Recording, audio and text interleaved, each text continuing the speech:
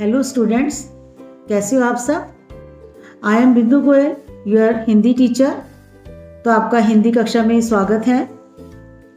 आज हम पढ़ेंगे वसंत भाग 2 का पाठ 16 भोर और बरखा। कौन सा चैप्टर पढ़ने जा रहे हैं आज हम? भोर और बरखा। इसको लिखा है मीराबाई जी ने।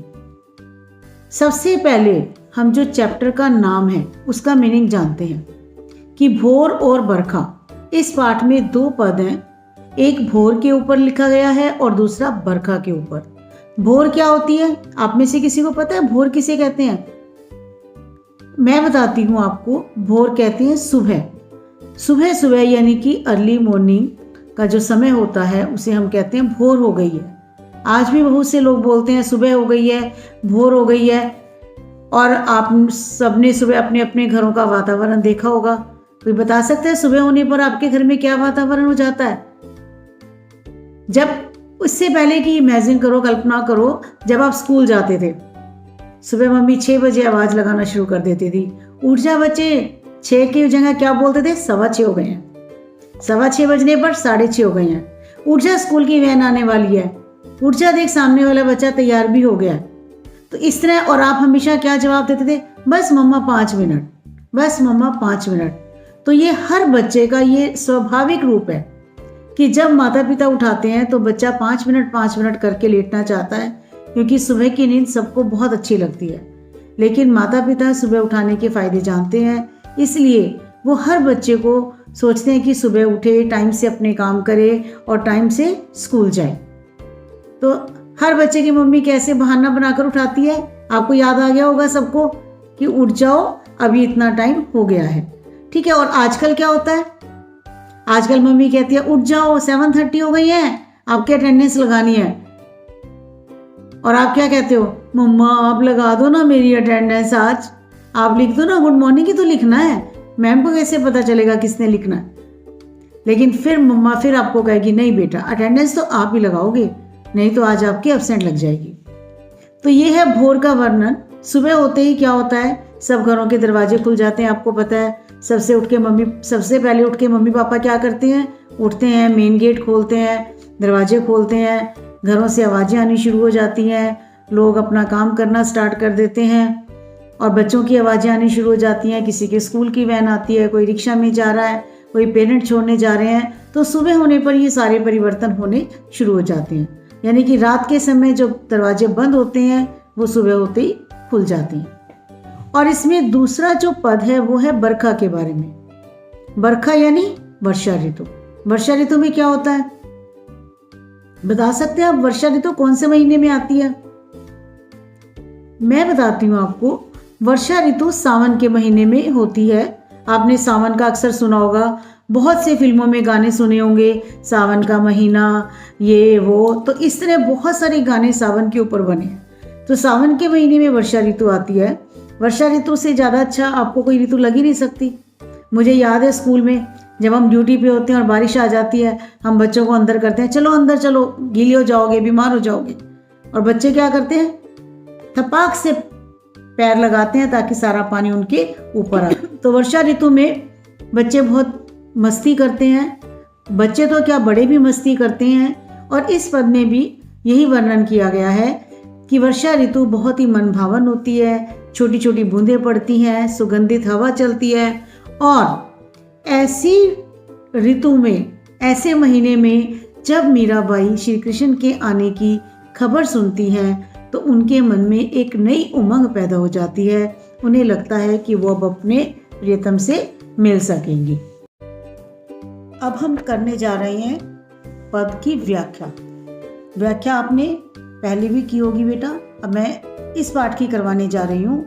ठीक है। मैं एक एक लाइन पढ़ूंगी और अगर आपको नहीं आ रही है तो आप कभी भी मुझे फ़ोन पे दोबारा पूछ सकते हैं, फ़ोन करके पर्सनल पे। अगर किसी लाइन की नहीं आ रही है, समझ नहीं है, तो आप मेरे से दोबारा कांटेक्ट कर सकते हैं। ठीक है। अब हम पढ़ने जा रहे हैं। जागो बंसी वारे ललना। बंसी वाला किसको कहते हैं? श्री कृष्ण जी को। तो अब इसमें आपको क्या लग रहा है? फर्स्ट लाइन से जागो बंसी वाले ललना, कि हे बंसी वाले, हे बंसी बजाने वाले लाल। ललना किसको कहते हैं? लाल को, बच्चे को। कि हे बंसी बजाने वाले लाल, अब तुम जाग जाओ क्योंकि सुबह हो चुकी है।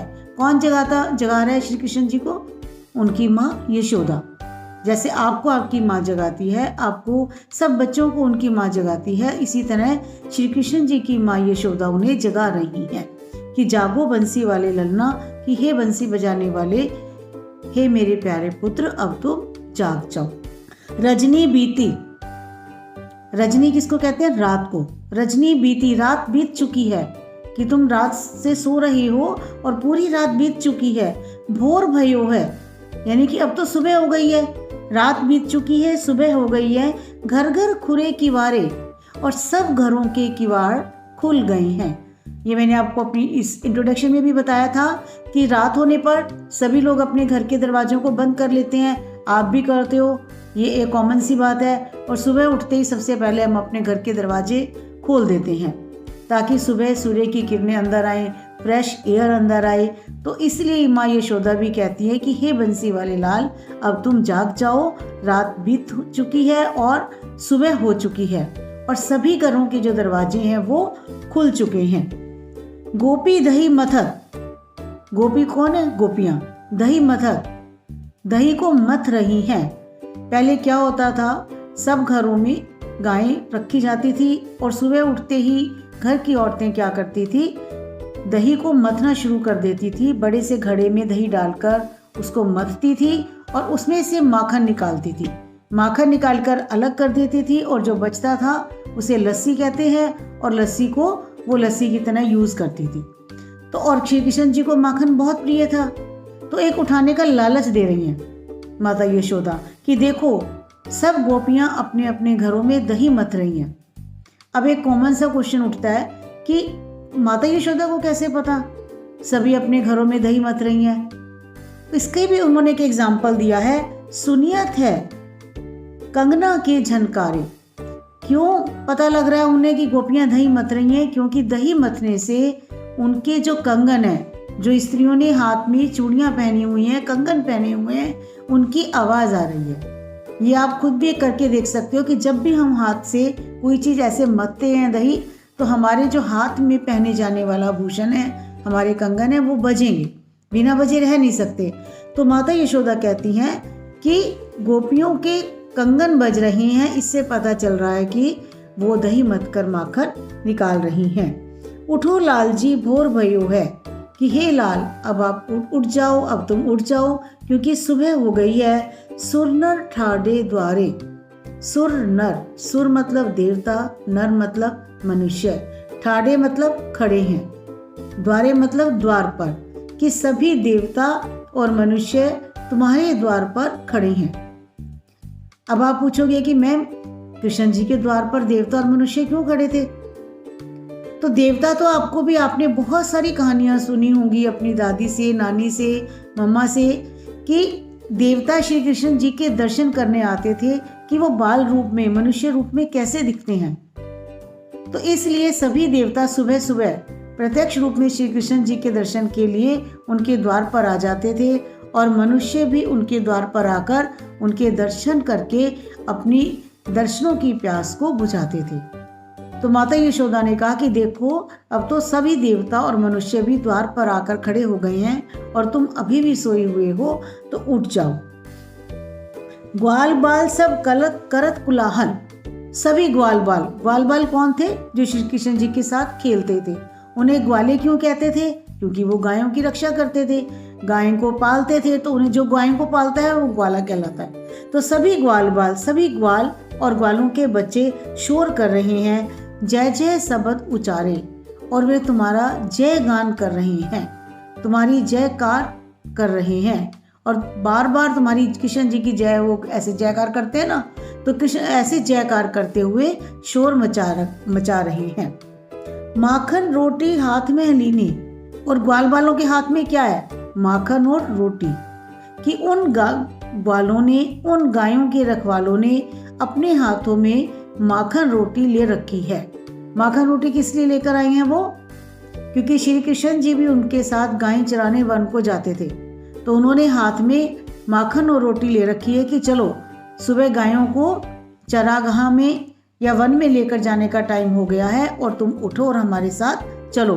क्योंकि सबको पता था श्री कृष्ण जी को माखन रोटी बहुत अच्छी लगती थी, तो इसलिए वो हर तरीके से लालच देती हैं श्री कृष्ण को उठाने का। मीरा के प्रभु गिरधर नागर। अब मीरा जी कहती हैं कि हे प्रभु, कि आप मेरे गिरधर नागर हो। बहुत से नामों से पुकारा है। आपने मीराबाई के बारे में पहले भी सुना होगा, क्योंकि मीराबाई जी के बहुत से भजन हैं जो गाए जाते हैं, जैसे पायो जी मैंने राम रतन धन पायो। ऐसे और बहुत सारे भजन हैं जो अभी भी चलते हैं और मूवीज़ में भी आते हैं। तो मीराबाई जी कहती हैं कि हे प्रभु, आप मेरे गिरधर नागर हैं जो शरण आया को तारे, जो शरण में आए हुए प्रत्येक व्यक्ति का उद्धार करता है। कि हे प्रभु, आप गिरधर नागर हो। गिरधर उनका नाम क्यों पड़ा था? क्योंकि उन्होंने पर्वत को अपनी उंगली पर धारण किया था, तब से उनका नाम गिरधर पड़ा था।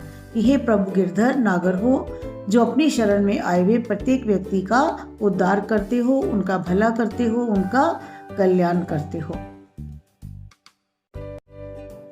अब हम करने जा रहे हैं दूसरा पद, जिसका नाम है बरखा। भोर के बारे में आपने पढ़ लिया पहले, है ना, और मेरे ख्याल से सबको अच्छे से समझ में आ गया होगा। फिर भी मैं दोबारा से रिपीट कर रही हूँ। जिसको नहीं समझ में आया है वो मुझे फ़ोन करके पूछ सकता है या अपनी बात को लिख के पूछ सकते हो। अब हम बात कर रहे हैं बरखा। बरसे बदरिया सावन की। सावन की बारिश बहुत फेमस होती है, मैंने आपको बताया भी था। बरसे बदरिया सावन की, सावन की बदरिया बरस रही है। बदरिया मतलब बादल, कि सावन के बादल बरस रहे हैं। सावन का महीना आ गया है, बादल बरस रहे हैं। सावन की मन भावन की, और सावन की जो ये वर्षा है वो मन को भाने वाली है, यानी कि मन को अच्छी लगने वाली है। क्योंकि सावन से पहले गर्मी बहुत पड़ रही होती है, और जैसे ही वर्षा की बूंदें पड़ती हैं सावन में, तो वो हर मन को बहुत अच्छी लगती है, ठंडक देती हैं। सावन में उमग्यो मेरो मनवा। और इसमें मीराबाई जी कहती हैं कि सावन में मेरे मन में भी उमंग भर गई है, बहुत अधिक खुश हो रहा है मेरा मन। और खुशी के दो कारण हैं, एक तो सावन की बूंदें और दूसरा भनक सुनी हरि आवन की। भनक होता है आहट, हल्की सी आहट सुनी है, भनक पड़ गई है मुझे। वाक्य बनाते हैं, मेरे कान में भनक पड़ गई थी कि ऐसा काम होने वाला है, कि मुझे श्री प्रभु के आने की भनक पड़ गई है, आहट सुनाई दे रही है, इसलिए मेरे मन में बहुत अधिक उमंग आ गई है। मेरा मन उमंग से भर गया है, मेरा मन यानी कि खुश हो गया है। उमड़ घुमड़ चाहूं दिस से आयो। और बादल क्या कर रहे हैं? उमड़ घुमड़ कर चारों दिशाओं से घिर आए हैं। दामिन दमके झर लावन की, और बिजली चमक रही है। दामिन, दामिन मतलब बिजली, दमके मतलब चमकना। बिजली चमक रही है झर लावन की। झर मतलब झड़ी, कहते हैं ना वर्षा की झड़ी लग गई है। जब लगातार वर्षा होती है तो उसे कहते हैं झड़ी लगना, और वर्षा की झड़ी लग गई है। एक बार मैं दोबारा रिपीट कर रही हूँ कि उमड़ घुमड़ कर चारों दिशाओं से बादल घिराए हैं, बिजली चमक रही है और वर्षा की झड़ी लग गई है। क्लियर? नेक्स्ट लाइन चले। नन्ही नन्ही बूंदन मेहा बरसे। और वर्षा की नन्ही नन्ही मतलब यानी कि छोटी छोटी बूंदें बरस रही हैं। शीतल पवन सुहावन की, और ठंडी ठंडी हवा मन को बहुत ही सुहावनी लग रही है। पवन मतलब हवा, शीतल मतलब ठंडी। देखो ये एक आम सी बात है कि जब वर्षा होती है तो ठंडक आ गई, और जब हवा चलेगी तो वह हवा ठंडी होगी। वर्षा नहीं थी तो गर्मी थी, और गर्मी में जब हवा चल रही थी तो वो गर्म हवा देती थी, जिसे हम लू भी कहते हैं। तो ये दोबारा से ये लाइन में रिपीट कर रही हूँ। नन्ही नन्ही बूंदन मेहा बरसे। वर्षा की नन्ही नन्ही बूंदें बरस रही हैं, और शीतल पवन ठंडी हवा सुहावन की, सुहावनी लग रही है, सुहावनी प्रतीत हो रही है। मीरा के प्रभु गिरधर नागर आनंद मंगल गावन की। मीराबाई जी कहती हैं कि हे मेरे प्रभु गिरधर नागर, आप मेरे प्रभु हो, आप मेरे रक्षक हो, आप मेरे स्वामी हो, और आपके आने की खुशी में मंगल गीत गाने का समय आ गया है। क्योंकि कुछ दिनों बाद, सावन के मौसम में ही कुछ दिनों बाद जन्माष्टमी का त्यौहार भी आता है। तो इसीलिए शायद मीराबाई जी ने ये बात कही है कि आपके आने की खुशी में मेरा मन मंगल गीत गाने का कर रहा है।